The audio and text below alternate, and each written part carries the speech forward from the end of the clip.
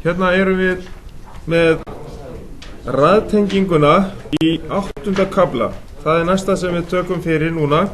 Við tókum síðast fyrir ohmslögmálið í 15. kaflanum og þetta á blaðsíðu 8.1 til 8.8. Þetta lesefni í bókinni, en við byrjum hérna að skoða þetta efni hérna.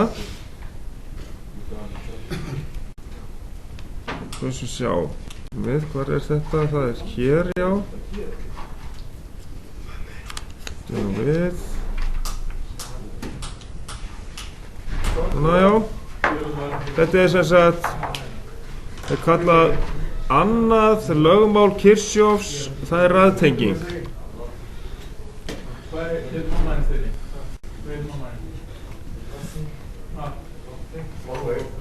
Já, þá skulum við hérna fara í þetta. Það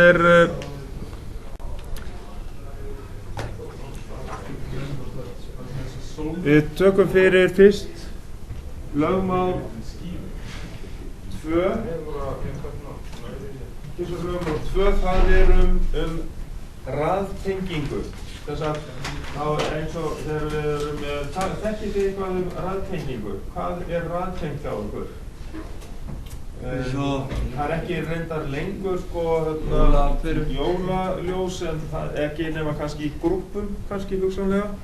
Ég vildi að það allt saman hliðtengt, en það getur samt alltaf komið upp að sé raðtenging, og það ákveðið lögmál sem að við þurfum að fara í gegnum hérna og atriði, og síðan fjöllum við seinna, ekki núna, heldur seinna fjöllum við hliðtenginguna.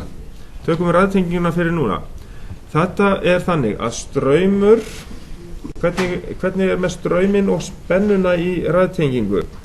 Sko, straumurinn í raðtengingu allstaðar sá sami, en spennan skiptist á milli raðtengdra viðnáma, og heildarspennan summa allra spennufalla í raðtengingunni. Eins og í vatni þá vatnsflæði sem samsvarar straumi, en hæð eða þrýstingur samsvarar spennu. Og hérna höfum við dæmi sem sagt á vatnsfall, og þarna í rauninni vatnsrás sem í rauninni raðtengd. Það ekki, þetta greinist ekki mikið út allt eins og í hliðtengingu. Þessu má líka í rauninni frekar við raðtengingu, en straumur og spenna og viðnám í raðtengingu. Það var aðeins að fylgjast með hérna. Hérna erum við með 2 viðnám, og þau skipta á milli sín spennunni, og spennan fer eftir stærð viðnámanna. Og hérna getum við reiknað þetta út. Það sem sagt eins og við vorum að sjá þarna áðan, að það sami straumur í gegnum bæði viðnámin. Við erum með heildarspennuna hérna, 4 volt, sem að skipti sér yfir viðnámin. En spennan mismunandi ef að viðnámin misstór. Hvaða tenging þetta? Þetta ekki beint mynd úr bókinni, heldur bara sem dæmi sem að bara tekið einhvers staðar og eða bara búið til svona. Við getum fundið heildarstraum til dæmis ef við vitum stærð viðnámanna og heildarspennu, og þá svo sami straum gegnum bæði viðnámin, og við getum fundið spennufall í sittvoru viðnámin með því að margfalda, eins og við þekkið eftir ohmslögmálinu, straum sinnum viðnám. Og þá fáum við, eins og við sjáum hérna, 1, þá það merkjum við þannig að það þá spennufallið yfir R1. Og þá það 0,8, það straumurinn, sinnum 2 ohm viðnámið, og fáum þá spennufallið yfir það 1,6 volt. og spennufallið yfir þá R2 þá straumurinn sinnum stærð viðnámsins í R2 og það þá 0,8 sami straumurinn sinnum þá 3 ohm og það hærri spenna 2,4 volt yfir stærra viðnámið, þannig að spennan hærri yfir viðnám ef að þau eru með stærri viðnámstölu. Þannig að spennan skiptir sér eftir stærð viðnámanna, getum við sagt.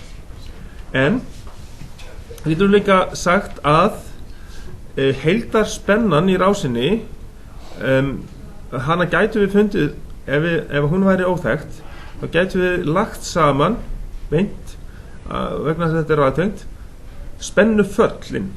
Þetta kölluð spennuföll. U1 spennufallið yfir R1 og spennufallið yfir R2 kölluð við U2. Þannig að þá höfum við bæði hérna þá summu spennufallana þá heildarspennan, eða heildarviðnámið bein samlagning á þessum viðnámum. En þetta gerist bara þegar við erum með raðtengingu.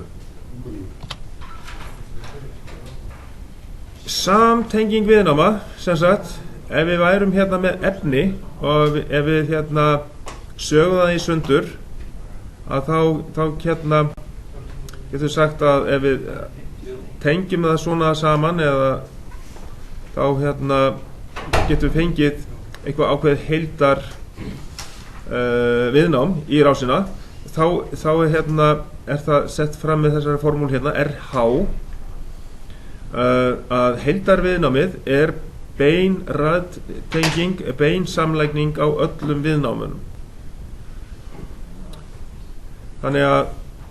Þannig getum við lagt heildarviðnámið samlægning allra stærra viðnámanna. Þegar við leggjum stærðir allra viðnámanna saman, þá fáum við heildarviðnám rásarinnar. Þetta þurfum við að finna út til dæmis ef við þurfum að reikna strauminn í rásinni. Þá þurfum við að vita annarkvort spennufallið við reitt viðnám og stærð viðnámsins til þess að vita strauminn, eða heildarspennu og heildarviðnám til þess að reikna út straum. Þannig að við getum haft tvö atriði í ohmslögmálinu klár. Annars getum við ekki fundið út til dæmis strauminn, ef við höfum ekki nægar upplýsingar. Ok, þetta raðtengingin. Síðan, jöfnur í raðtengingu. Þetta alltaf sami straumurinn, það sami straumurinn í gegnum, heildarstraumurinn, fyrir gegnum mótstöðu 1, 2 og 3. Það það sem þessi heildar saman sem I1, saman sem I2, saman sem I3 þýðir. Spennan skiptir sér, þannig að summa allra spennufallana sem við köllum jafnt og heildarspenna. Og síðan viðnámið, það sama með viðnámið að bein samlagning allra viðnámanna gefur okkur heildarviðnám rásarinnar. Og svo notum við ohmslögmálið til þess að finna heildarspennuna. Ef við vitum straum og viðnám, þá getum við fengið heildarspennuna. Eða ef okkur vantar spennufall yfir hvert og eitt viðnám, þá getum við notað strauminn og viðnám hvers til þess að finna viðkomandi spennufall. Og hérna svona sudoku tabla sem hægt væri að fylla upp í. Ef við hefðum einhverjar tölur hérna, þá getum við fyllt þannig upp í þetta. En við sjáum það að ef við leggjum saman öll viðnámin R1 plus R2 plus R3, þá fáum við heildarviðnámið R, en straumurinn alltaf svo sami, I1 sama sem I2 sama sem I3, en spennan, heildarspennan sama sem U1 plus U2 plus U3. Það bara það sem þessi tabla á að segja okkur. Okay, þannig að þetta ekki sudoku. Nei, þannig að straumurinn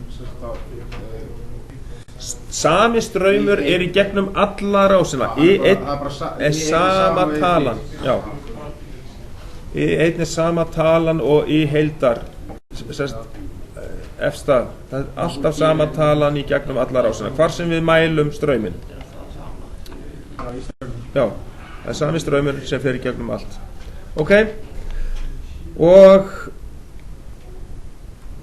já, síðan seinni hlutin á þessu er þá í hliðtengingunni, þannig að við endum hérna. Þetta er þá nóg fyrir þennan hluta og við undirbúum okkur þá fyrir próf 1. Það er efni 1. kafla, efni 3. kafla og raðtenging úr 8. kaflanum. Það er efnið fyrir próf 1. Þá segjum við þessu lokið í bili.